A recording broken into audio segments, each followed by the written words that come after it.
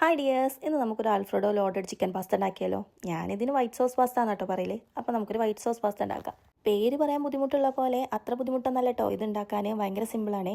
അതിനായിട്ട് നമ്മളൊരു ചട്ടി ചൂടായിട്ട് അതിൽ ബട്ടർ ഇട്ടിട്ട് ചെറുതായിട്ട് അരിഞ്ഞ വെളുത്തുള്ളിയും ക്യാപ്സിക്കനും ചേർത്ത് നന്നായിട്ട് ഒന്ന് വഴണ്ടി വരുമ്പോൾ അതിലേക്ക് കുറച്ച് മൈദപ്പൊടി, 1.5 സ്പൂൺ മൈദപ്പൊടി, എന്നിട്ട് അതൊന്ന് മിക്സായി വരുമ്പോൾ കട്ട് കൂടാതെ ഇളക്കിയിട്ട് അതിലേക്ക് പാല് ചേർക്കാം. നമുക്ക് എത്ര ക്രീമാണോ വേണ്ടത് അത്രയും പാല് ചേർക്കണം കേട്ടോ.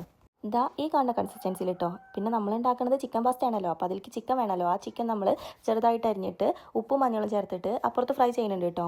അങ്ങനെ തന്നെ നമ്മൾ അതിലേക്ക് നമ്മൾ വേവിച്ച് വെച്ച പാസ്ത ഇട്ട് കൊടുക്കുകയാണ്.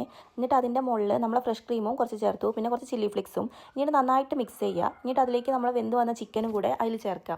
പിന്നെ കുറച്ചും കൂടെ ടേസ്റ്റ് കൂടാൻ വേണ്ടിയിട്ട് നമ്മൾ ചീസും ചെറിയ കഷ്ണങ്ങളായിട്ട് അതിൽ ചേർത്തിട്ടുണ്ട് കേട്ടോ. അപ്പോൾ ഗൈസ്, ഞാൻ വെറുതെ പറയില്ല, നല്ല ടേസ്റ്റ് ഉണ്ട്. അപ്പോൾ ആരെങ്കിലും ഇത് കഴിക്കാത്തവരുണ്ടെങ്കിൽ ഇങ്ങനെ ഒന്ന് ട്രൈ ചെയ്ത് നോക്കണേ, അടിപൊളിയാണേ.